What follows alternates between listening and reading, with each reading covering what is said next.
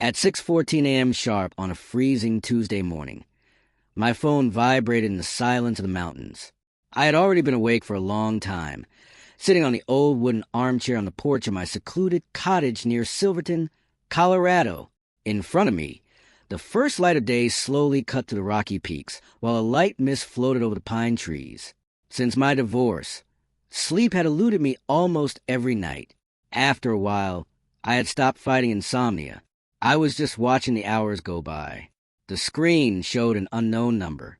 I hesitated to ignore the call. "Mr. Callahan, this is Dr. Anaya Mercer from the Denver Children's Hospital. I am calling you about your son, Nolan." My whole body froze. My son. It had been 3 years since anyone had said that word when talking about me. What happened? Is he okay? A short silence. Nolan was diagnosed with acute myeloid leukemia. He needs a bone marrow transplant. Her mother gave us your contact information as a potential donor. His mother, Elise, the same woman who had spent 3 whole years convincing our boys that I had abandoned them. The same woman who had blocked every call and returned all my letters without even opening them. The same woman who had sent me a message after the divorce judgment. "The twins are ashamed to call you their father." And now, she needed me. "I'm coming," I replied in a dry voice. "I'll be there in a few hours." My name is Mason Callahan. I am 41 years old. I work as a mountain guide in southwest Colorado. I take tourists hiking in the Rockies, away from the cities, away from the noise, away from the people. Before that, I was a history teacher at a high school in Denver. I had a comfortable house, an honest salary, a wife and 2 boys whom I loved more than my own life. Then everything collapsed. The drive to Denver took me a little over 5 hours. I rode well above the limits, my old pickup squeaky in every corner of the mountain passes, before plunging toward the vast plains east of the Rockies. I only stopped once, at a resort near Buena Vista, just long enough to run cold water over my face. The rest of the way, I thought only of them, Nolan and Ethan. 11 years now. The last image I had of them was 3 years earlier. They were standing in the driveway of our old house while I loaded my belongings into a rental truck. "Daddy, why are you leaving?" Ethan had asked with his moist eyes. I had crouched down in front of him. "I am not leaving you, champion.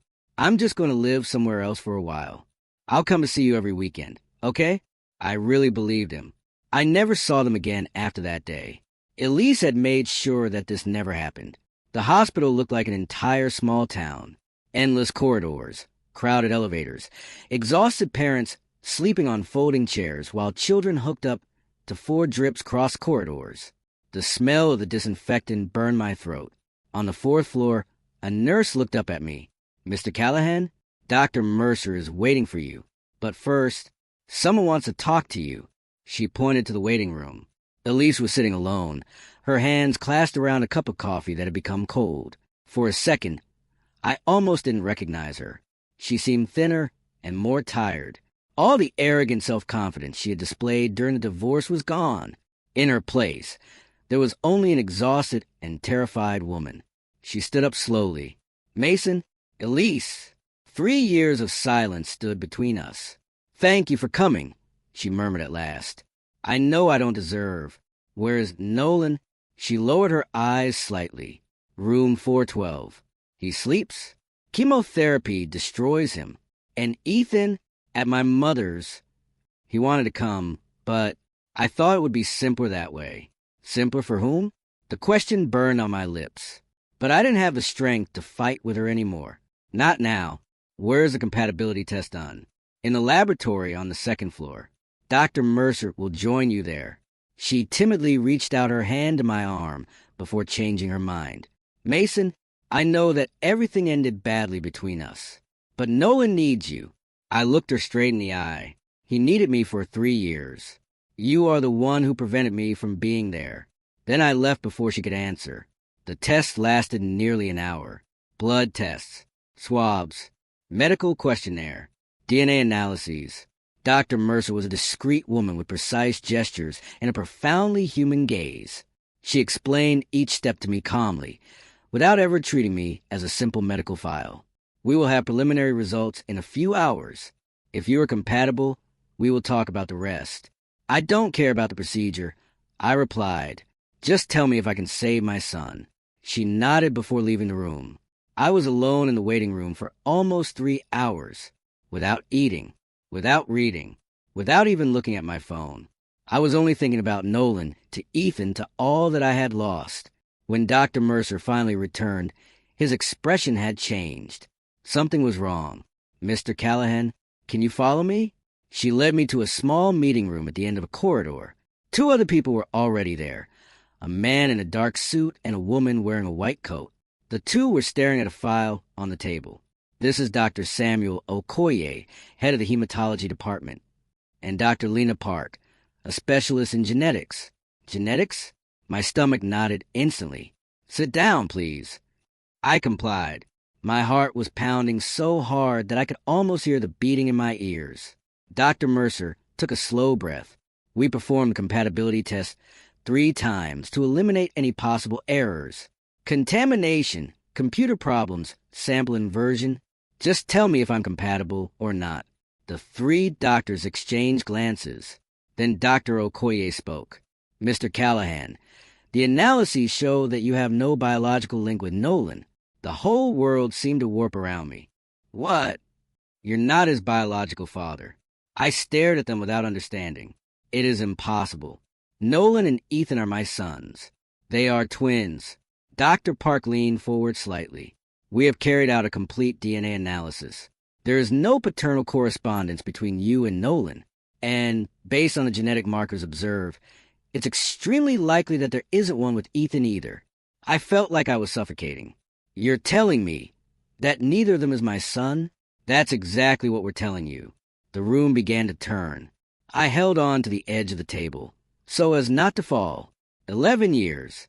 11 years of loving them, to take them to football, to teach them how to ride a bike, tucking them in the evening when they were afraid of a storm. And all this was based on a lie. Dr. Park resumed gently. "There's something else. Something that makes the situation even more complex." I looked up at her. "More complex than that?" "Nolan and Ethan are twins, but they are not identical. They are dizygotic." "So what?" She hesitated for a moment. "In very rare cases, fraternal twins may have 2 different fathers. This phenomenon is called heteropaternal superfertilization." I looked at her without being able to breathe. 2 different fathers?" "Yes. And neither of them is you. 2 men, not 1. 2. Elise had not only deceived me. She had slept with several men during our relationship, had become pregnant by 2 different fathers, then had let me believe for 11 years that these boys were mine. I got up abruptly. Then my legs gave out, and I sat back down. "I need a minute." "Take all the time you need," said Dr. Mercer gently. The 3 of them left the room. I stood there for a long time, unable to think clearly. My entire existence had just been pulverized. Everything I thought was true had disappeared in a few sentences. I had met Elise Turner at a wedding in 2009. She was a bridesmaid. I, the groom's best man. We had walked to the reception together, joked all evening, danced until the last piece. Even before dinner was over, I already knew that I wanted to see her again. She was 26 years old, working in marketing for a tech startup, and possessed that kind of smile that could light up an entire room. We stayed together for 2 years before getting engaged in San Francisco, in front of the windswept bay. We got married in 2011. In hindsight, however, the signs were there. His constant way of seeking the attention of other men, his mysterious disappearances. His explanations are always vague. The messages she quickly hid when I walked into a room. But love makes you blind. The twins were born in March 2013. Elise had assured me that they were identical.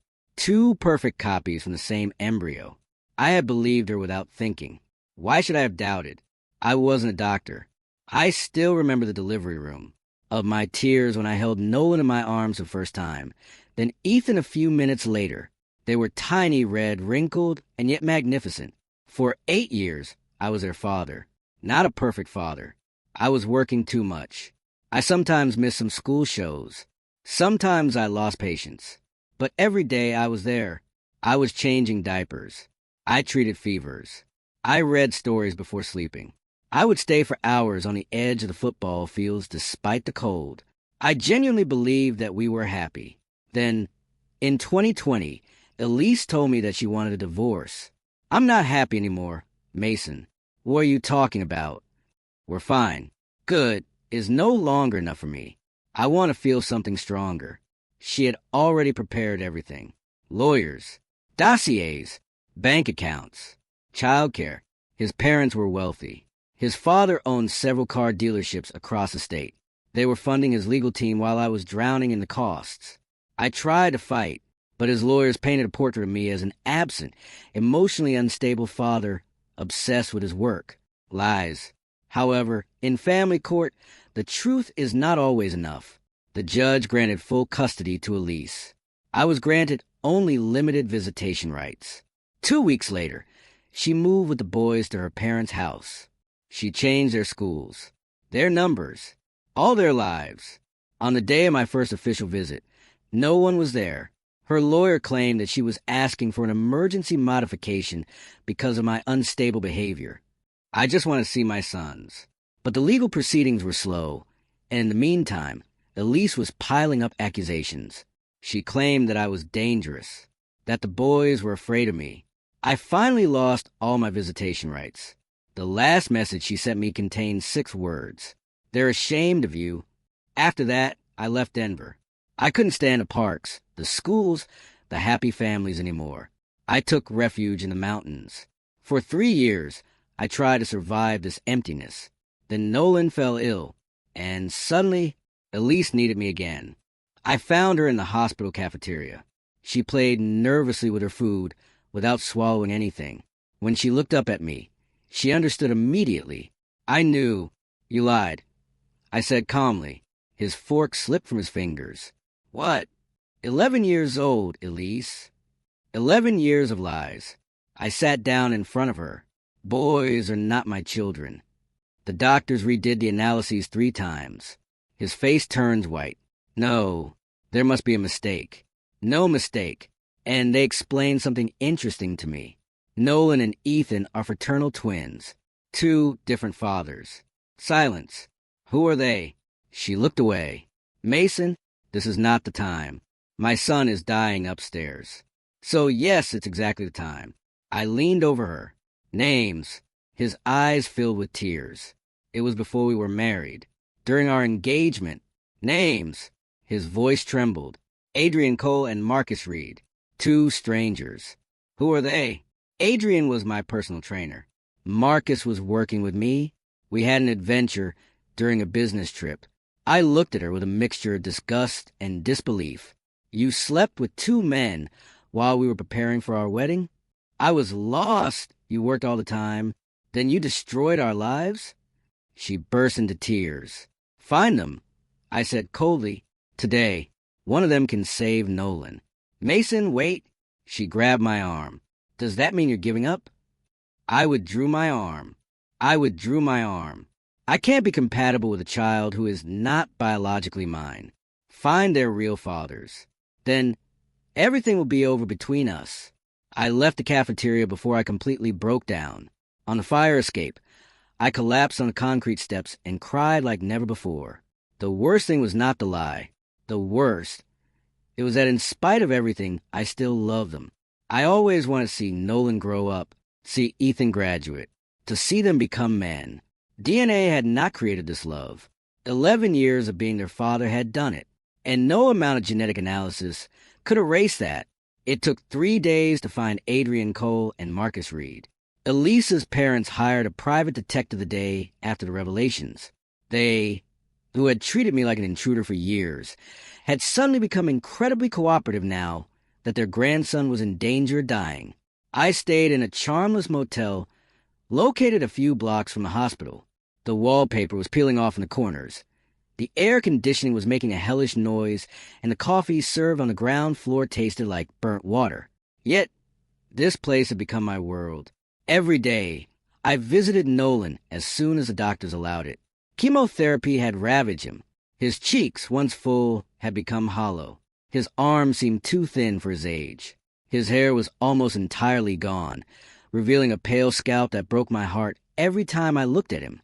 But his eyes had not changed. The same deep blue gaze that once stared at me when he came to slip into our bed after a nightmare. Daddy, the word pierced me. Even after 3 years of manipulation, even after all that Elise had told me about me, he kept calling me Dad. I sat down next to him. Hello, champion. How do you feel today? He tried a tired smile, as if a truck had run over me several times. I let out a small muffled laugh. That means you still have your sense of humor.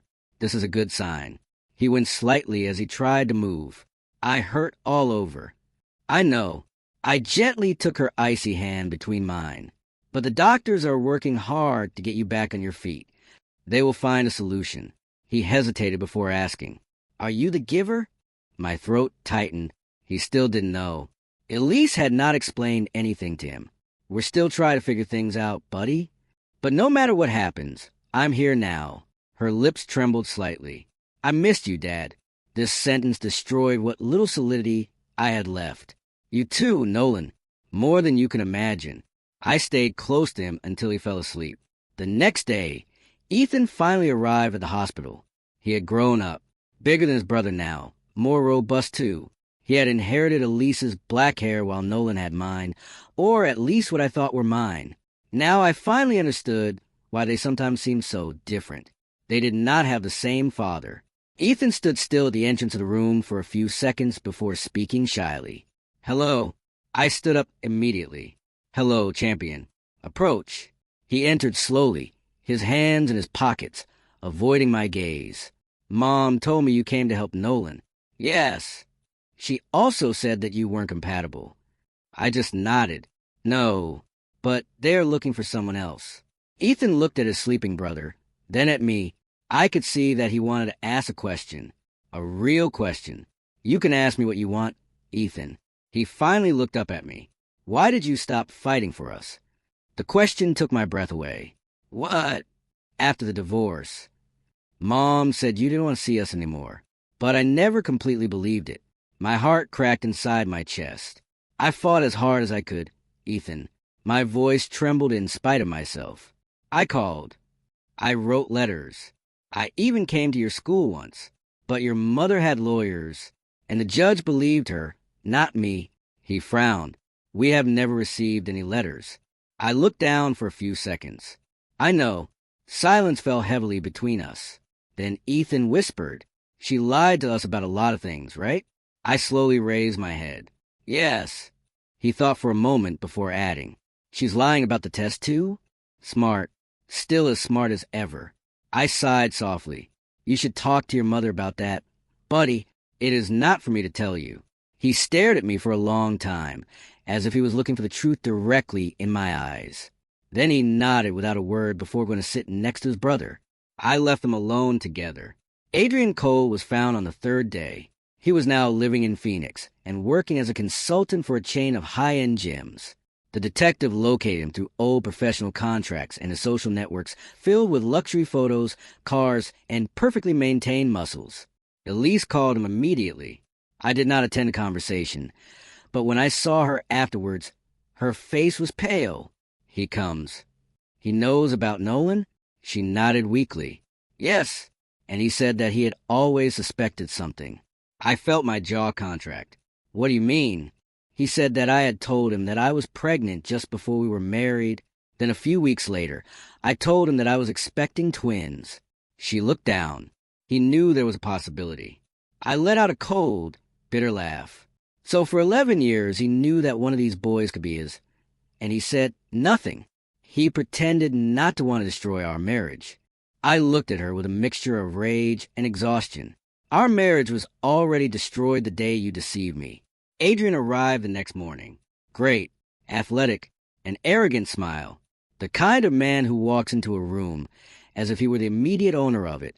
I hated him the second I saw him, but Nolan needed him, so I was silent. The doctors quickly proceeded with the analyses.